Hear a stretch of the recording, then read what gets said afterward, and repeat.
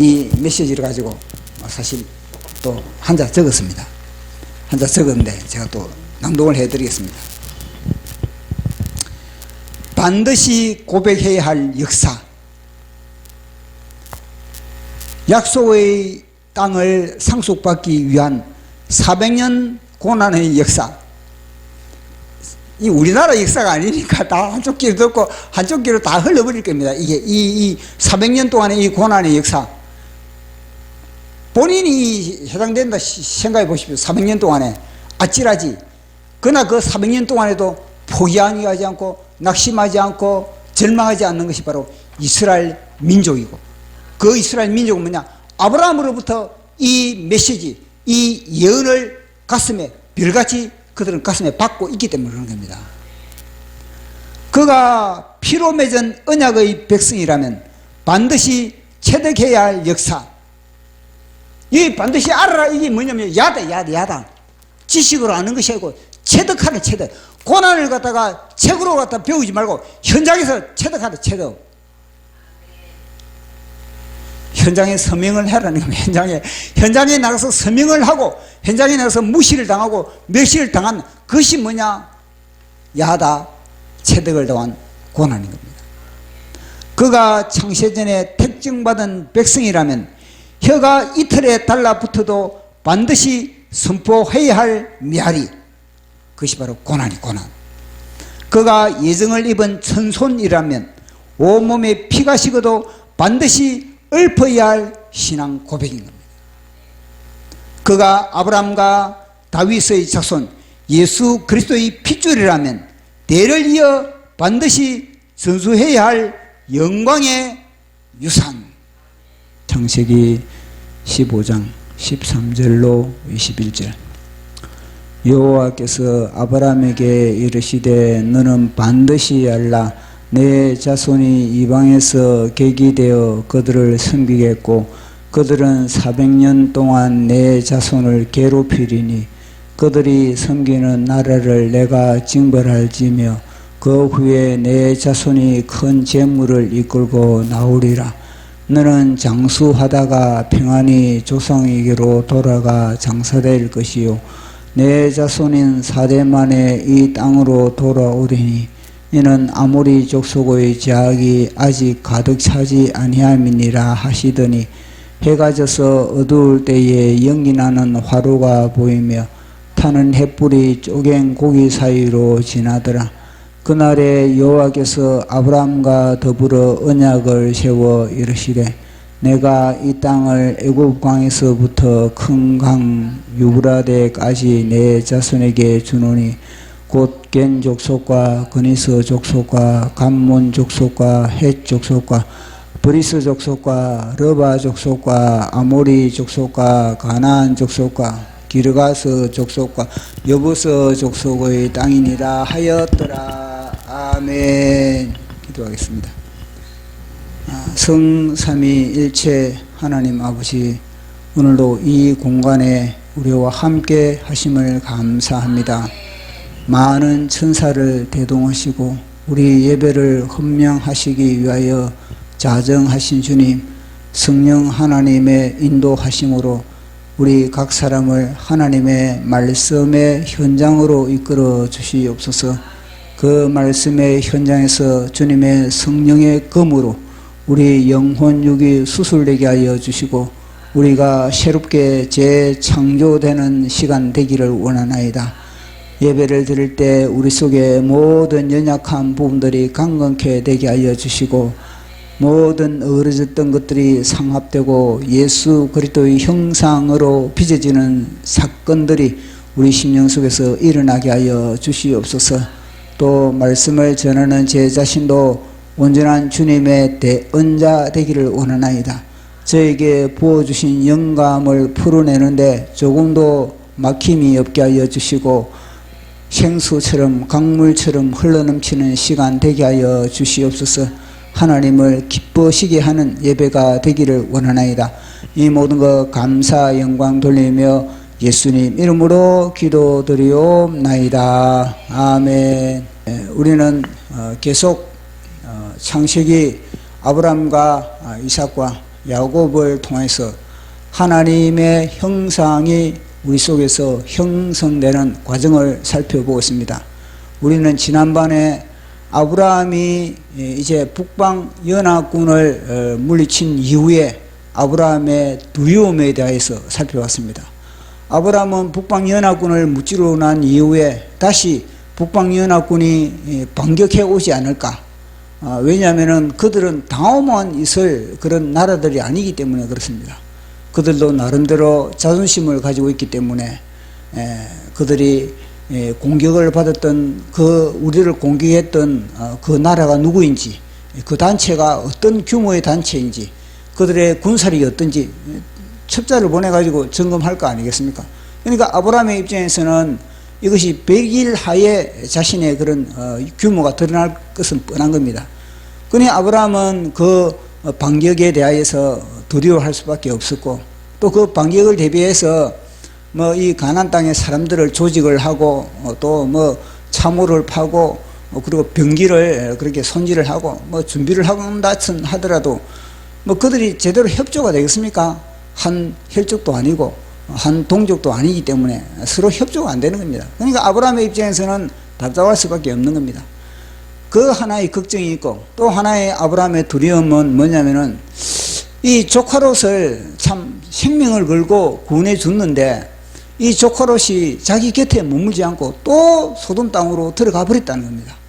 그러니까 아브라함의 입장에서는 야, 나이는 들어가고 이제는 참 손은 떨리고 이제 다리에 힘은 없고, 그래서 이제 아브라함은 이제 이 엘리에셀을 자기가 후계자로 그렇게 삼았던 겁니다. 엘리에셀을 후계자로 삼는데, 그렇지만 아브라함의 마음에서는 이 뭔가 마음이 좀 편해야 되는데, 엘리에셀을 후계자로 삼음에 대해서 뭔가 확신도 있고 뭔가 마음이 편안하고 뭔가 뿌듯해져야 되는데, 이 엘리에셀을 후계자로 삼은 이후부터 뭔가 마음에 불안함이 있는 겁니다. 이 하나님으로부터 결제도 받지 않는 가운데 자기가 엘리에셀을 자기 후계자로 삼았으니 막 이 손에 일도 잡히지도 않고 여러 가지 복잡한 그런 문제들이 아브라함의 심령에 그렇게 있는 겁니다. 사실 아브라함이 이 군사 행동을 통해서 가나안 일대를 갖다가 방어를 했지 않습니까? 그 방어로 말미암아 아브라함의 인기는 가나안 사람들부터 참 인기는 높아지고, 그리고 아브라함의 유명세는 떨쳤지만 진작 아브라함을 살펴보면 자기는요 불안과 두려움과 염려에 그렇게 가득 차 있을 수밖에 없는 겁니다. 자, 그러한 가운데 하나님이 아브라함에게 등장했습니다. 아브라함에 등장하셔가지고 아브라함에게 하신 말씀이, 아브라함아, 나는 너의 방패다, 나는 너의 상급이다, 그렇게 이야기를 합니다. 이 방패라는 것 자체가 하나의 그런 뭐냐, 북방연합군으로부터 그들로부터 내가 너를 갖다가 방어해 주겠다, 이런 것이고, 상급이라는 것은 하나의 그런 후기자 태의 열매를 성경은 상급이다, 그렇게 이야기를 하고 있는 겁니다. 그래서 내가 너의 상급이다, 그렇게 했을 때 아브라함이 요구했던 게 뭐겠습니까? 아브라함이 요구했던 것이 뭐냐면은, 그러면은 나는 사실 엘리에셀을 내 후계자로 삼았는데, 그러면은 하나님이 나의 후계자로 그렇게 주실 것을 그렇게 확증을 하셨다면은 그 증거를 그렇게 정표를 좀 보여줘야 되지 않습니까? 왜 정표를 요구하니까 하나님은 아브라함에게 너 하늘의 별을 바라봐라, 그러면서 아브라함에게 별을 보여주면서 저 많은 헤아릴 수 없는 저 별처럼 너희 후손들도 앞으로 그렇게 아주 저 하늘의 별처럼 카랑카랑하게 아주 빛나는 그런 후손들로서 내가 번성케 해 주실 것이다. 아브라함은 이제는요 마음에 이제 짐이 들어지는 겁니다. 마음에 엘리에셀에 대한 그런 부담감이 들어져 버린 겁니다. 그래서 아브라함은 그 이야기를 듣자마자 아멘 합니다. 아멘 하니까 이제 하나님이 그걸 보면서 의로 여기셨다, 그렇게 했거든요. 그래서 우리도 늘 뭐냐면은 하나님을 만나야만이 하나님의 말씀이 내 속에 레마로 들어왔을 때 비로소 우리 속에 샬롬이 임하는 겁니다. 그렇지 않으면은 세상 사람들의 그런 위로와 세상 사람들의 그런 모든 어떤 보호장구라든지 아니면은 그런 뭐 격려라든지 그게 우리 마음의 평정심을 가져다 줄 수 있겠습니까? 하나님이 우리에게 말씀하시면은, 내 말로 하나님이 우리에게 말씀하시면은 그것이 우리에게 평강이 되고 우리에게 샬롬이 될 수 있다는 것을 말씀해 주고 있는 겁니다. 그리고 이제 하나님께서는 이제 땅에 대한 이야기를 넌지시 꺼내는 겁니다. 아브라함아, 내가 이 땅을 갖다가 내가 너에게 주려고 그 갈대아 우르 땅에서 내가 이끌어낸 거 아니냐. 그러니까 또 아브라함이 뭐냐면은, 하나님 그러면은 이 갈대아 우르 땅을 나에게 하나님이 점지해 주셨다면은 그것도 정표를 또 좀 보여주십시오. 그렇게 이제 그것도 또 표적을 요구했던 겁니다. 그래서 그 표적을 요구하니까 하나님께서는 이제는 우리가 지난주에 집중적으로 살펴봤던 예배를 준비하라, 그렇게 했던 겁니다. 그래서 예배를 준비하면서 우리가 살펴봤지 않습니까? 소도 이제 이게 언약 체계를 할 때 고대 근동에서는 뭐냐면은 이제 소가 있다면은 소도 쪼개는 겁니다. 그게 이 반을 쪼개가지고 양쪽에 이렇게 나누는 겁니다. 소, 그 다음에는 양, 그럼 염소, 그 다음에는 이 비둘기를 이 쪼개가지고 중간에 그렇게 길을 내놓는 겁니다. 철철이 이제 이 피가 철철이 흘러넘치겠죠, 이게.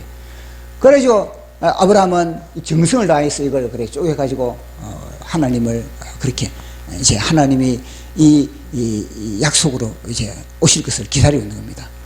그런데 아브라함이 정성을 다해서 그렇게 새벽부터 그렇게 완전히 막 이 죽이고 쪼개고 한데 바쁜 겁니다. 정신없이 그렇게 소를 잡고 그리고 또 양을 잡고 염소를 잡고 이 비둘기를 잡고 참 한 마리 한 마리 3년 된 거 딱 정해진 규정에 정해진 겁니다.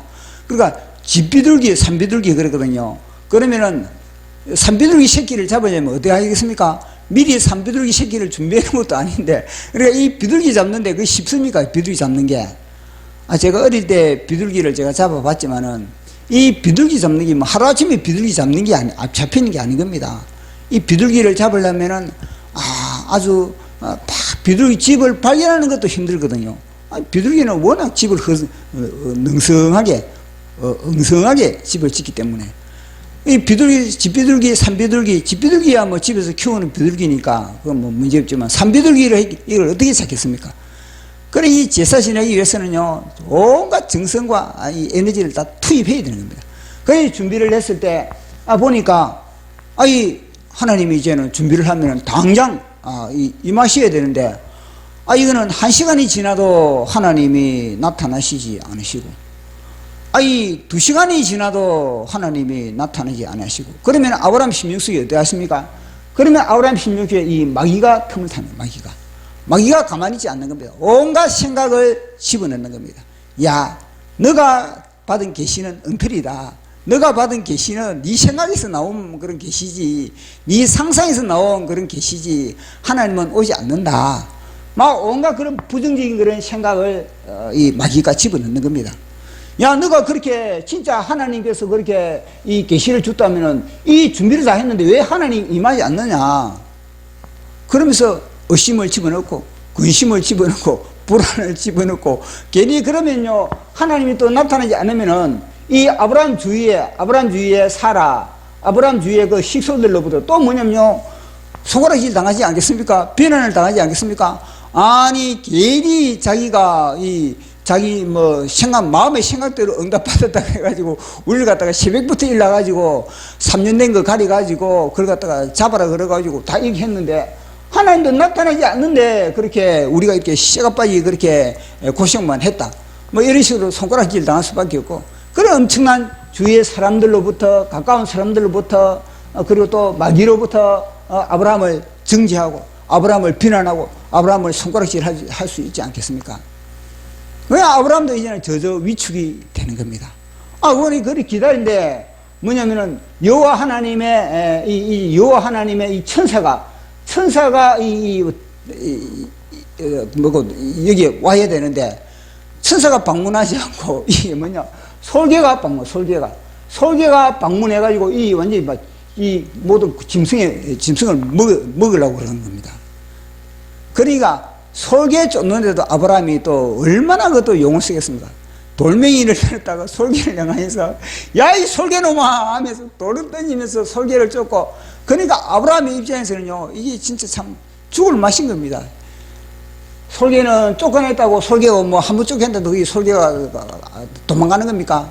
아닌 겁니다. 솔개는 늘 이 시체의 피냄새를 맡고 주위에 빙빙 돌아다니면서 깍깍 하면서 막 기분 나쁜 소리를 울어대면서 그렇게 노리고 있는 겁니다. 그 아브라함의 입장에서는 참 말이 아닌 겁니다. 솔개가 임하지 않나. 또 뭐냐면요, 아브라함 속에 두려움과 아브라함 속에 큰 걱정이 또 임했다는 겁니다. 자, 그 말씀을 우리 한번 확인해 보도록 하겠습니다. 15장 11절 12절 시작. 솔개가 그 사체 위에 내릴 때 아브라함이 쫓았더라. 해질 때 아브라함에게 깊은 잠이 임하고 큰 흑암과 두려움이 그에게 임하였더니. 아멘. 보십시오. 이 해질 때면은 잠잘 때입니까? 초저녁 아니면 초저녁. 그 초저녁에 아브라함에게 엄청난 두려움이 엄습하니까 완전히 아브라함이 짓눌려 버려요. 짓눌려. 완전히 어둠으로부터 아브라함이 완전히 영이 팍 그렇게 상태가 되어버린 겁니다. 그러니 아브라함의 입장에서는 얼마나 짜증나겠습니까? 그래서 아브라함이 그런 가운데 그래, 내가 짐승은 쪼갰지만은 내 자신이 쪼개지지 않았구나. 내가 여호와 하나님의 길을 예비하지 못했구나. 그래, 그걸 깨닫고 아브라함이 비로소 뭐냐면요, 하나님께 오실 길을 갖다 예비하는 겁니다. 자기 심령을 갖다 준비하는 겁니다.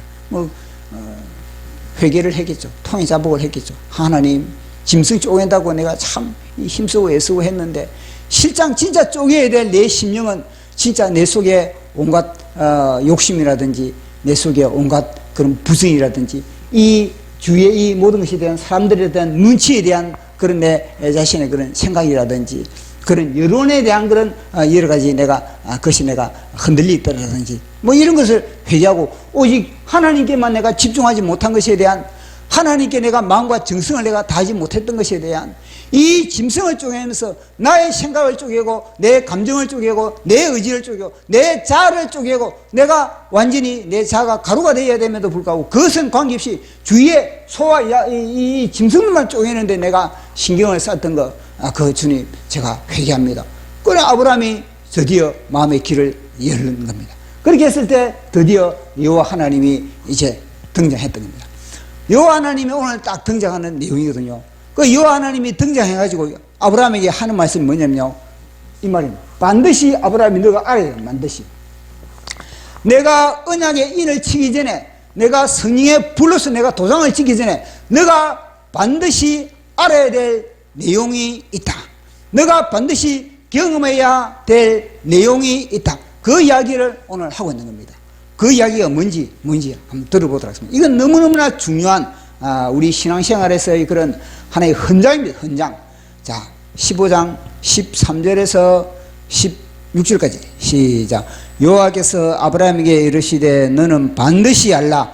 내 자손이 이방에서 객이 되어 그들을 섬기겠고 그들은 400년 동안 내 자손을 괴롭히리니 그들이 섬기는 나라를 내가 징벌할지며 그 후에 내 자손이 큰 재물을 이끌고 나오리라. 너는 장수하다가 평안히 성으로 돌아가 장사될 것이요 내 자손은 4대 만에 이 땅으로 돌아오리니 이는 아모리 족속의 제약이 아직 가득 차지 아니함이라 하시더라. 아멘. 보십시오. 반드시 알아야 될 내용입니다. 이게 반드시 알아야 될 내용인데 이 내용의 핵심이 무엇입니까? 고난. 너가 하늘의 별과 같은 내 자손을 획득하고 그리고 이 약속의 땅을 너가 소유주로 너가 등기가 되기 위해서는, 하늘의 등기가 되기 위해서는 반드시 너는 너의 후손들은 고난을 당해야 된다. 이야기를 하고 있는 겁니다. 그런데 그 고난이 뭐 10년 고난을 당해라, 뭐 40년 고난을 당해라, 이게 아닌 겁니다. 무려 400년의 고난이 있다는 것을 이야기해 주고 있는 겁니다. 이 얼마나 이 메시지가요 중요한 메시지냐면요, 이거는 오고 오는 자식들에게 후손들에게 너는 반드시 외워라, 반드시 가르치라. 이것은 내 후손들의 신앙 고백이 되게 하라, 이 말씀을 하고 있는 겁니다. 그러나 아브라함은요, 이 메시지를 갖다 뼛속 깊이 새기고 있는 겁니다. 그 메시지를 뼛속 깊이 새겼다면 어떻겠습니까? 그 메시지를 새겼다면 아브라함은요, 이 메시지를 갖다가 이삭이 태어나자마자 이걸 갖다가 노래를 불러주는, 노래를 이삭의 신앙 고백이 될 수 있게 그렇게 이삭에게 가르쳐 주는 겁니다.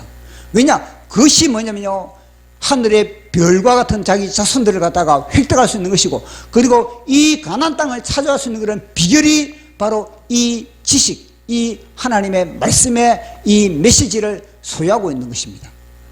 그 이삭은 뭐냐면요, 자기 아들을 야곱에게, 야곱은 12아들에게, 12아들은 120명에, 이거는요 이스라엘 민족의 신앙 고백으로 자리매김하라. 그러니까 아브라함이 볼 때는 와, 대단하다는 겁니다.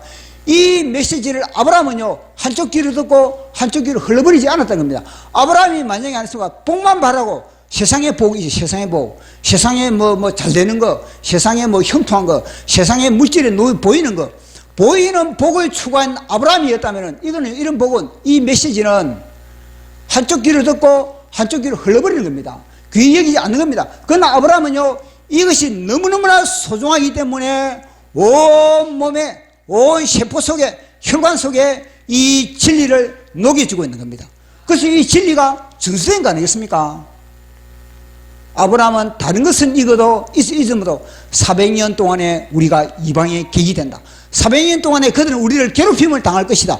그렇지만 너희들은 꿈을 가지라. 그렇지만 너희들은 비전을 가지라. 우리의 민족은 하늘의 별과 같을 것이다. 우리의 민족은 반드시, 우리는 나그네에서 이제는 하나님께서는 이 약속의 땅을 주실 것이다. 너는 반드시 예수왕국, 너는 반드시 복음통일, 너는 반드시 백투 예루살렘의 비전을 별처럼 반짝반짝, 별처럼 카랑카랑하게 가져라. 지금 우리에게 주시는 메시지가 이거 아니겠습니까? 이 시대 하나님이 정광 목사님에게 주신 메시지가 바로 이게 우리가 같이 공유하는 거, 공유. 우리가 지금 공유하고 있는 거와 똑같은 겁니다. 그래서 아브라함은 이 메시지를 갖다가 너무너무나 귀중하기 때문에, 보십시오. 이 예배가 보통 예배입니까? 이게 지금 보통 예배가 아니거든요. 굉장히 이건 하나의 큰 사건인 겁니다. 굉장히 중요한 사건인 겁니다. 이 사건. 무기가 엄청나게 와닿는 겁니다, 이게. 그러나 아브라함은 이걸 갖다가 이스라엘의 기념비로 기념비로. 이 말씀이 이스라엘의 기념비, 이스라엘 민족의 기초를 닦고 있는 겁니다. 그래서 무엇입니까? 반드시 알아야 돼. 다른 거는 좀 몰라도 괜찮아요. 다른 거는 몰라도 괜찮은데 반드시 너가 알아야 될 것은 뭐냐? 보십시오. 정광 목사님이 뭐라 그랬습니까? 지식의 구조에 대해서, 지식의 구조. 지식의 구조, 세상에 많은, 지금도 이 시간에 많은 지식들이 쏟아지고 있습니다. 영상의 지식도 쏟아지고 있고, 논문의 지식도 쏟아지고 있고, 수많은 지식이 쏟아지고 있는데, 그 지식이 하루의 분량이 107년이나 107년, 하루에 지식이 쏟아지는 게 107년이라 그러지 않습니까? 그런데 지금 이 시대에 하루에 분량이 쏟아지는 건요, 한 1070, 한 18, 여기다가 공을 몇 개 더 붙여야 되겠네요. 지금 지식은. 그 정도로 엄청난 지식이 지금도 생산되고 있는 겁니다. 전 세계에. 근데 그 중에서 진짜 우리가 알아야 할 지식이 뭐냐는 거예요. 진짜 너가 반드시 너가 체득해야 할 그 지식이 무엇이냐는 겁니다. 그러면서 정광 목사님은 이 지식의 구조에서 자연과, 그 다음에는 인문, 그 다음에는 법률, 그 다음에는 철학이 같이 속은 철학, 그 다음에는 신학, 그 다음에는 성경, 더 위에는 이제 예수, 그래요. 예수도. 너가 알아야 될 것은 뭐냐? 성경만 안다고 되는 게 아니겠죠, 성경. 이 성경을 통해서 예수 그리스도, 창조주 예수 그리스도, 구원자 예수 그리스도, 우리의 생명 되시는 예수 그리스도, 우리의 길 되시는 예수 그리스도, 우리의 방패가 되시는 예수 그리스도, 우리의 친구가 되시는 예수 그리스도, 예수 그리스도를 알아야 합니다. 다른 거는 좀 몰라도 괜찮다. 다른 거는 몰라도 괜찮은데 예수 그리스도를 알아야 됩니다. 그것이 뭐지만 7대 복음. 오늘 이 메시지가 무엇입니까? 7대 복음에 대한 이야기를 하고 있는 겁니다. 7대 복음의 이야기에 대한 이야기. 야, 너가 400년 동안에 너가 고난을 받을 것이다. 그러나 뭐냐? 너는 뭐냐? 출애굽을 한다는 겁니다.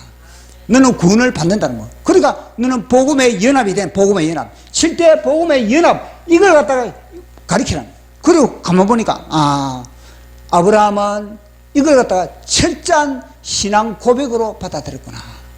이 신앙 고백이 결국은 자기 후손들에게 그것이 전수가 되는 거예요. 전수가. 만약에 아브라함 혼자 이걸 가지고 있었다면 어떻게 됐습니까?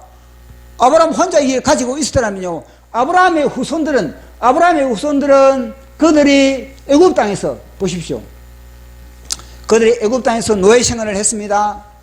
노예 생활을 할 때 너무나 힘겹기 때문에 그들은요 절망할 수밖에 없는 겁니다. 그들은요 포기할 수밖에 없는 겁니다. 그런데 그런 가운데서도 그들은 다른 종족들보다 이 이스라엘 백성들은 그들이 번성하고 그들이 그 박해를 받으면서도 노예 생활을 하면서도 그 후손들이 중다하고 번성하는 이유가 뭐겠습니까?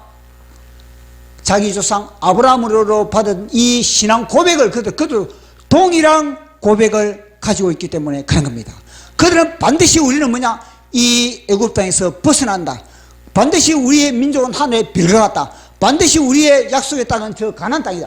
그런 고백을 자자 손손대로 그것이 뭐냐면요 이어졌기 때문에 그 민족들은 그러한 가운데서 자식을 낳으면은 남자를 낳으면 다 죽인다 그래도 그들은요 애를 낳는 겁니다.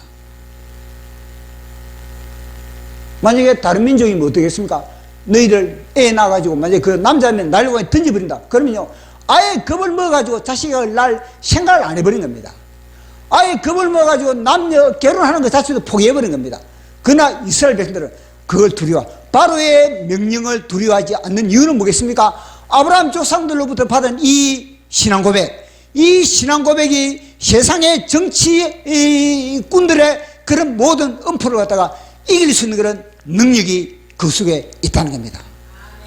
그래서 그들은요 바로가 야 남자는 나일강에 다 던져버린다. 그래도 그들은 뭐냐면요 자기 아브라함으로부터 조상들로부터 받은 이 신앙 고백, 그 고백의 바탕하에서 그들은요 남녀간에 결혼을 하고 자식을 낳고 그러면서 끊임없이 자신들을 갖다가 번성시키는 것이 하나님의 명령에 그들은요 아브라함으로부터 준 하나님의 명령에 순종을 함으로 말미암아 그 땅에서 멸망하지 않았던 겁니다.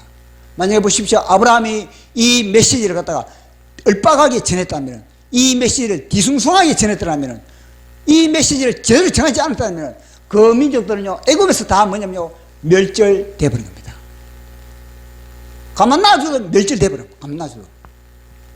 왜냐? 바로가 애 나오면 남자면 다 죽여버린다는데, 그런데 험악한 상황 속에서 다시 소망을 갖고 자식을 낳고 또 그 자식은 또 자식을 낳는 것은 무엇입니까? 그 속에 비전이 있기 때문에, 그 속에 소망이 있기 때문에, 그 속에 어느 누구도 빼앗아갈 수 없는 그런 소망, 어느 누구도 단절시킬 수 없는 하나님의 기대가 그 속에 움틀거리고 있기 때문에 그런 겁니다.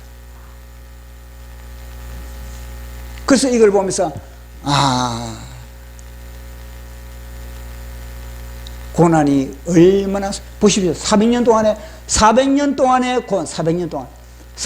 동안의 이 고난의 과정, 이 고난의 과정을 통해서 뭐냐면요 단검질이 하나님의 말씀으로 너희가 얼마나 연단되는가, 하나님의 말씀으로 너희가 얼마나 재련되는가. 400년 동안에 하나님은 이렇게 연단을 시키고 있다는 것을 우리에게 말씀해 주고 있는 겁니다. 고난을 통하여서 비로소 뭐냐면요 소망이 생기게 되는 거예요. 고난을 통해서 비로소 뭐냐면요 영광의 나라에 임할 수 있게 되는 겁니다. 대한민국도 보십시오. 대한민국의 신앙 고백이 뭡니까?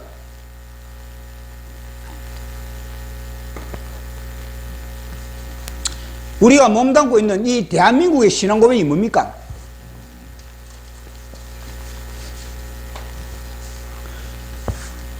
우리가 몸담고 있는 이 대한민국의 신앙 고백은 자유민주주의, 자유시장경제, 한미동맹, 기독교 입국. 이게 대한민국의 이게 건국 이념이 있고 대한민국의 건국의 이념입니다. 대한민국에. 근데 이 대한민국의 건국 이념이 누구로부터 왔습니까? 보십시오. 이승만 대통령으로부터 이 건국 이념이 그렇게 다 분출된 겁니다. 그러면 이승만 대통령이 보십시오. 아브라함과 같은 이승만 대통령이 고난 가운데, 시련 가운데 이 모든 건국 이념이 생기게 되는 겁니다. 아브라함도 보시오. 아브라함도 뭐냐, 편안한 가운데서 뭐 아무런 문제가 없는 가운데서 이런 하나님의 메시지를 던져준 거 아닌 겁니다.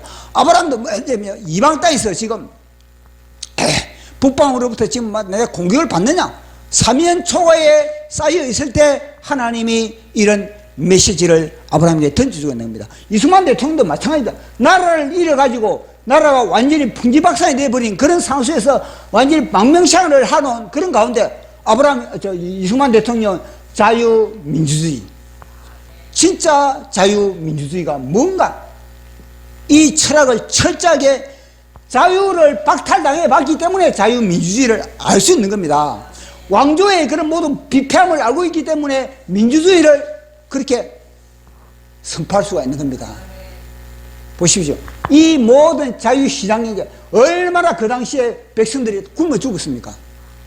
다 탈취 당한 겁니다. 탈취. 양반들, 단 뭐 몇 프로의 양반들에게 다 탈취 당한 겁니다. 그러니까 자유시장 경제를 통해서 뭐냐? 배불리자. 사람답게 살자는 겁니다. 그리고 또 무엇입니까? 한미 동맹을 통해서 우리가 동맹을 제대로 이 한미 동맹 무슨 미국이 그 당시 기독교거든요.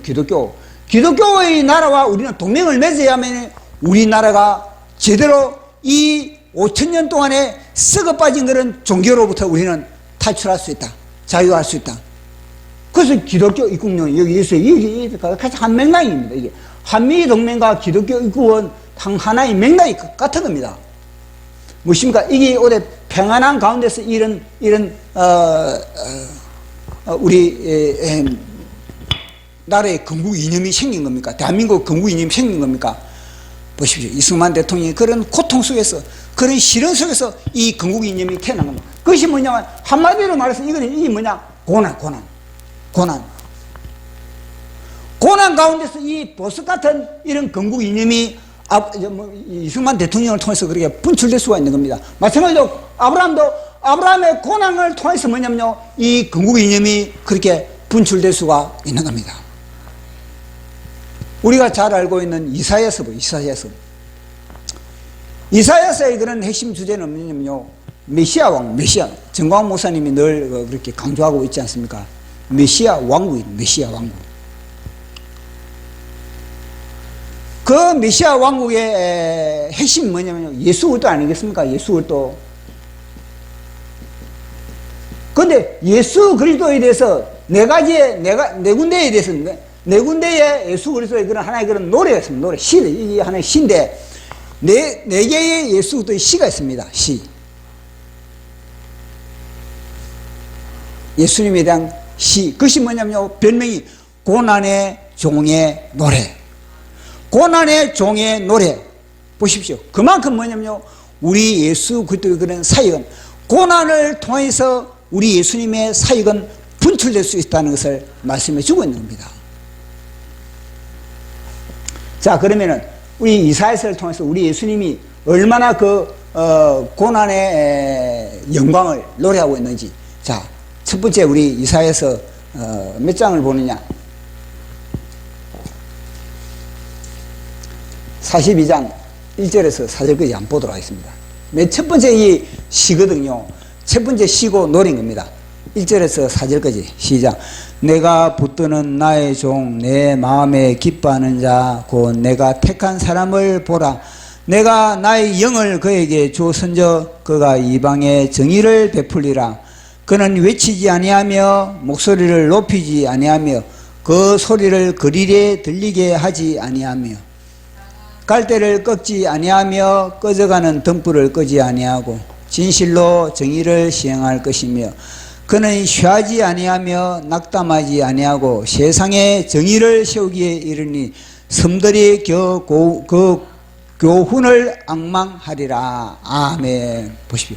내가 붙드는 종, 내가 택한 종, 내 마음에 기뻐하는 종을 보라. 이 보라 이게 뭐냐면요, 그저 사람들부터 야 여기 주목하라 그런 의미도 있지만 뭐냐면 감탄사입니다. 감탄. 와 야호 이런 저는 우리가 살펴봤지 않습니까? 이 감탄사인 겁니다. 내가 붙드는 종, 내가 기뻐하는 종, 내가 택한 나의 종을 보라. 그는 벌써 뭐냐면요, 그 당시에 세상 사람들의 기름 부음을 받은 자들의 사역과 차별을 가지고 있다는 겁니다. 세상 사람들은 뭐냐면요, 자기의 업적에 대해서 뭔가 자랑을 하고, 그 외식을 하고, 그리고 뽐내는 겁니다. 다 사람들 앞에. 근데 우리 예수님 뭐냐, 그 목소리를 높이지 아니하고, 그 목소리를 외치지 아니하고, 그 목소리를 그리 들리지 아니하고, 그렇다고 우리 예수님은 뭐 외치지도 않고 뭐 목소리를 높이지 않고, 그것이 아니고 우리 예수님은 자랑하지 않았다는 자신의 사역을 갖다가 오른손이 하는 것을 왼손이 모르게 우리 예수님은 그렇게 사역을 했다는 그 이야기를 지금 하고 있는 겁니다.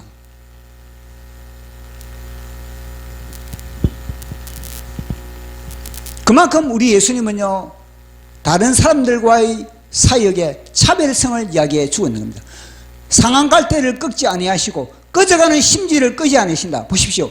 다른 사람들의 사역의 그런 하나의 그런 사역의 방향이 뭐냐면, 가진 자들, 뭔가 권력을 가진 자, 뭔가 부를 가진 자, 뭔가 나에게 이익이 되는 자, 그들을 찾아가는 겁니다.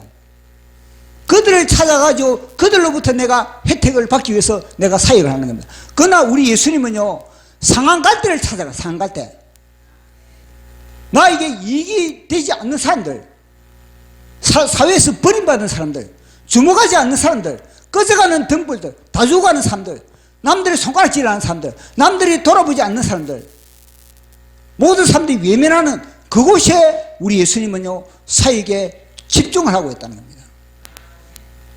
그럼 또 뭐라 그랬습니까? 또 한번 넘겨보면 보시오. 쉬지 아니하고, 그는 쉬지 아니하고 그는 낙담하지 아니한다. 보십시오. 사역을 함에 있어서 얼마나 많은 비난이 있겠습니까? 얼마나 많은 조롱이 있겠습니까? 얼마나 많은 태클을 걸겠습니까?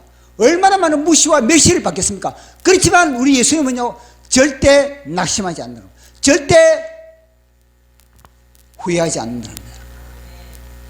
절대 쪼그라들지 않는다는 겁니다. 핍박이 오면 올수록 뭐냐면 더 당당하게, 이 말을 하면 또 정광 목사님이 늘 오버랩되는데, 뭐냐면 감옥에 가두면 가둘수록 다른 사람들이 기가 팍 꺾여버리거든요. 감옥에 갇히면 기가 꺾여가지고 뭐냐, 아이고 나는 괜히 뭐 그러면 좀 괜히 내가 이 애국 활동했다. 온갖 이 망이 새끼가 염려, 근심, 후회 다 막 화살로 막 집중 투하시키거든요. 그런데 우리 정광 목사님 무엇입니까? 쉬하지 아니고 낙심하지 않고, 그리고 뭐냐, 옥중서신을 갖다가 옥중서신을 날리지 않습니까? 그러니까 이 정광 목사님은 이 보통 이거는 자원 천년에 한 명 날까, 자원 제2의 이승만 대통령, 제2의 대한민국의 이승만 대통령입니다. 보십시오. 쉬하지 아니하고 낙심하죠. 정광 목사님이 쉬하고 낙심할 때가 어디 있습니까? 문재인 때도 보십시오. 그거 보십시오. 쉬하지 않고 낙심하지 않고 그렇게 밀고 난 걸 보십시오.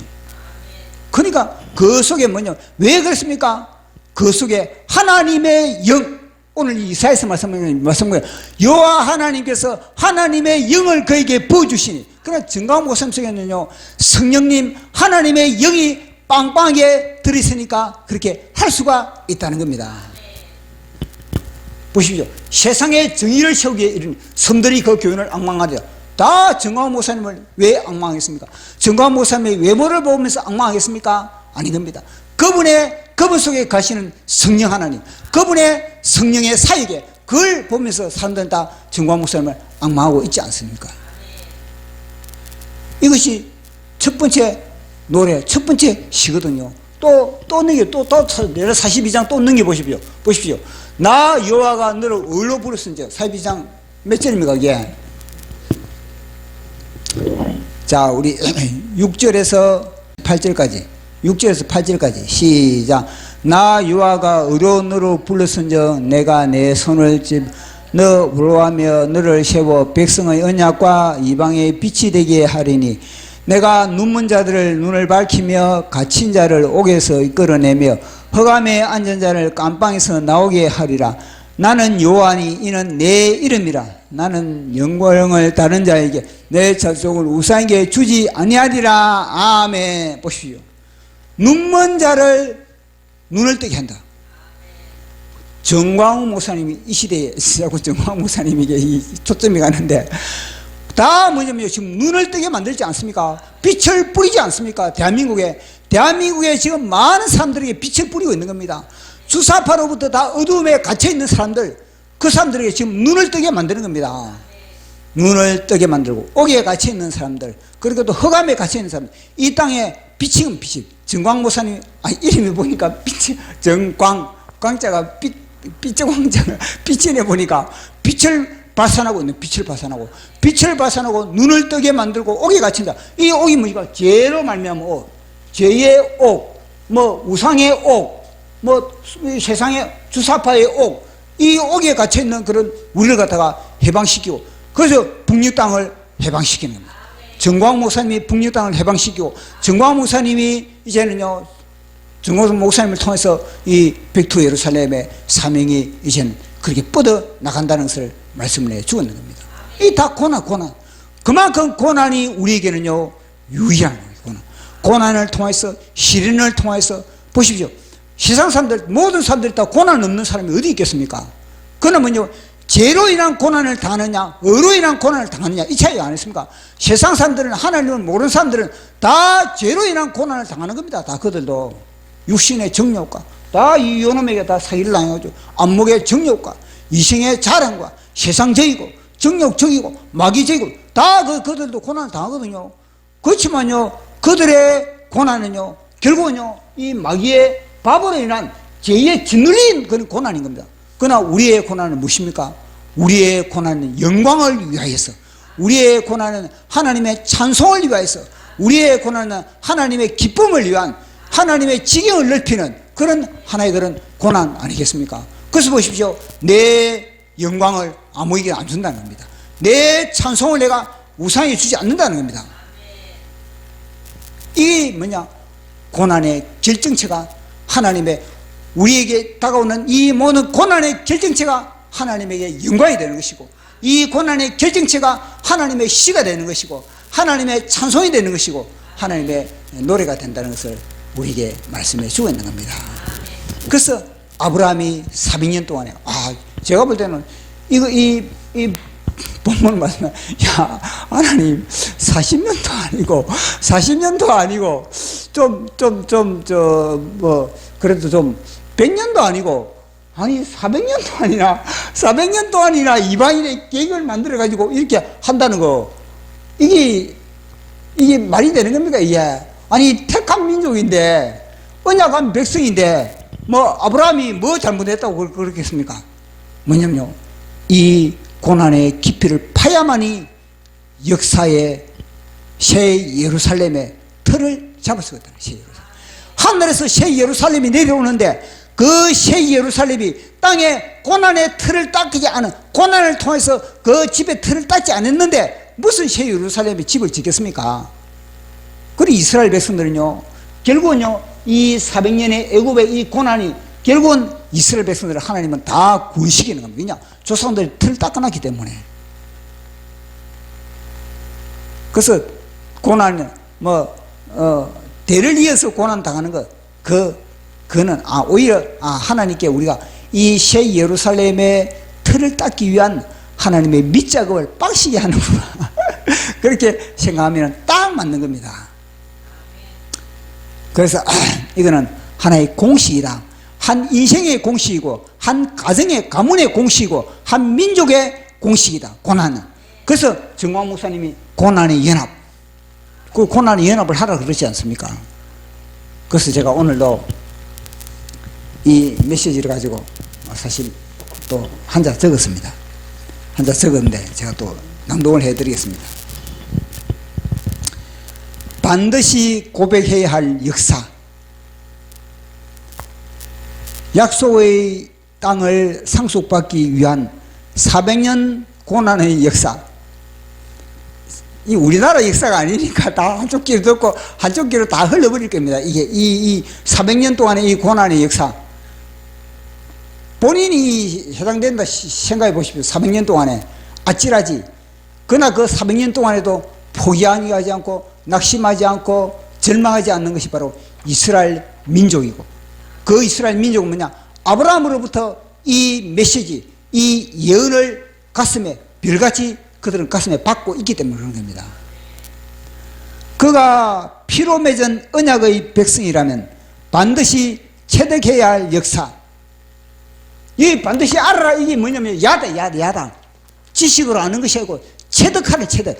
고난을 갖다가 책으로 갖다 배우지 말고 현장에서 체득하래. 체득. 현장에 서명을 해라는 겁니다. 현장에 나가서 서명을 하고 현장에 나가서 무시를 당하고 멸시를 당한 그것이 뭐냐? 야다. 체득을 더한 고난인 겁니다. 그가 창세전에 택정받은 백성이라면 혀가 이틀에 달라붙어도 반드시 선포해야 할 메아리, 그것이 바로 고난. 그가 예정을 입은 천손이라면 온몸에 피가 식어도 반드시 읊어야 할 신앙 고백인 겁니다. 그가 아브라함과 다윗의 자손 예수 그리스도의 핏줄이라면 대를 이어 반드시 전수해야 할 영광의 유산. 자, 마지막 보고 우리 또 찬송하고 기도하겠습니다. 반드시 알아야 할 400년의 역사. 첫 번째, 언약의 백성은 반드시 고난의 연합을 이루어야 한다. 두 번째, 고난의 연합은 영광의 연합으로 이어진다. 아멘.